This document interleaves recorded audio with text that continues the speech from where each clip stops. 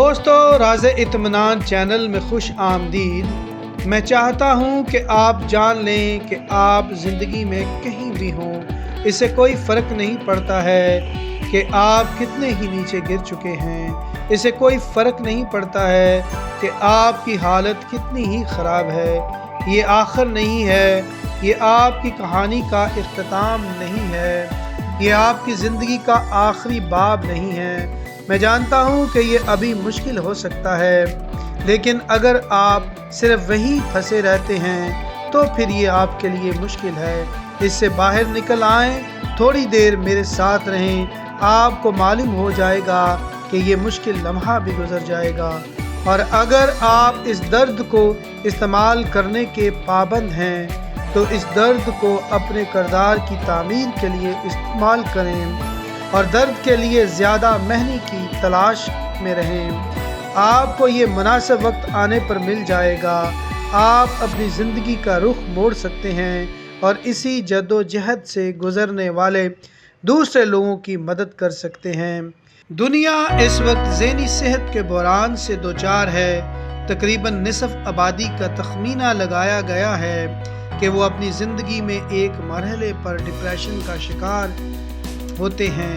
اس قطار میں شامل ہونے کی بجائے یہ ضروری ہے کہ ہم سیکھیں کہ ہم نیچے کیوں گرتے ہیں اور پھر ہم اسے کیسے بدل سکتے ہیں، کیونکہ مانو یا نہ مانو ہم خود اپنے منفی جذبات پیدا کرتے ہیں اور ہم اس بات کو بھی یقینی بنا سکتے ہیں کہ ہم اپنی زندگی کا رخ موڑ سکتے ہیں اور دوسروں کے لیے مثبت تبدیلی بن سکتے ہیں۔ کسی بھی افسردہ ہونے کی وجہ ہمیشہ ان مستقل خیالات پر ہوتا ہے جو ہم سوچتے ہیں اور وہ مستقل یقین جسے ہم تھامے رکھتے ہیں۔ مجھے یہ کہنا دوبارہ اچھا لگے گا، کسی بھی افسردہ ہونے کی وجہ ہمیشہ ان مستقل خیالات پر ہوتا ہے جو ہم سوچتے ہیں اور وہ مستقل یقین جسے ہم تھامے رکھتے ہیں۔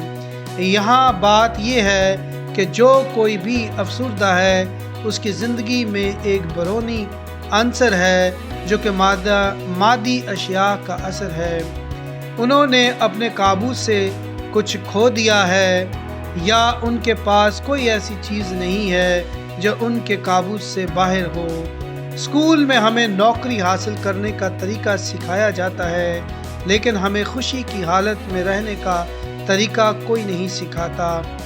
کوئی بھی ہمیں یہ نہیں سکھاتا کہ ہمارے شعوری اور لاشعوری خیالات اور ایسوسیشن کتنی اہم ہے۔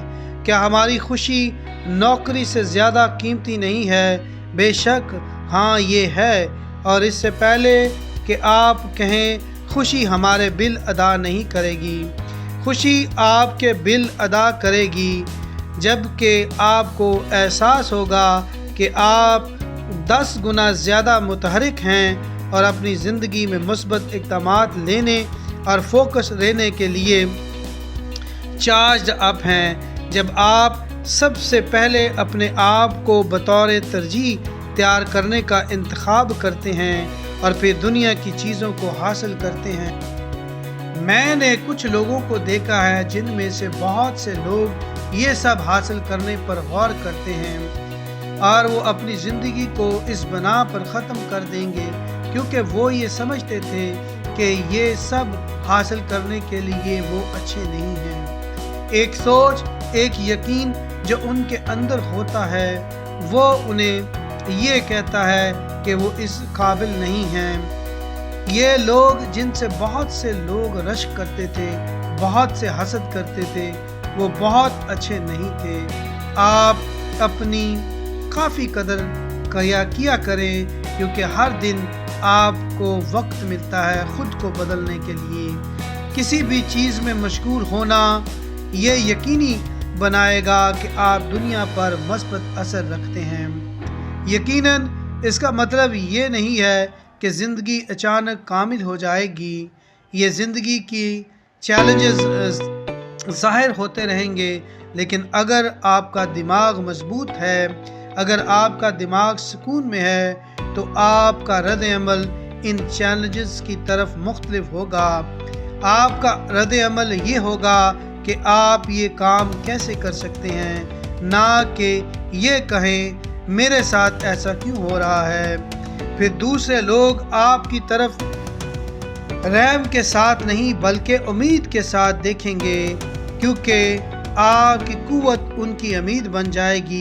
आप वाकई ही इतने ताकतवर हो सकते हैं। आप शिकार की कहानी खो सकते हैं और अपने दर्द को पीछे छोड़ सकते हैं और इस पर तवज्जो मरकूज कर सकते हैं कि आपका अगला रद्द अमल कैसा होगा। आप किस तरह मस्बत रद्द अमल ज़ाहिर करेंगे। अपने जहन को मुस्बत जगह पर लाने के लिए वो सब पढ़ें जो आप पढ़ सकते हैं। इस बात को यकीनी बनाने के लिए इक़दामात करें कि आप अगली बार बेहतर पोजीशन में होंगे। जो भी आपको तकलीफ़ इस वक्त है, आप ये कैसे यकीनी बना सकते हैं कि ये तकलीफ़ आपको दोबारा परेशान न करेगी। छोटे इक़दामात उठाएं और जल्द ही आप सीढ़ियों के ऊपर होंगे। हिम्मत ना हारें। आप लायक हैं, बल्कि आप लायक से भी ज़्यादा हैं। आप तजर्बा करने के मुस्तहिक हैं कि ज़िंदगी कितनी अजीम हो सकती है।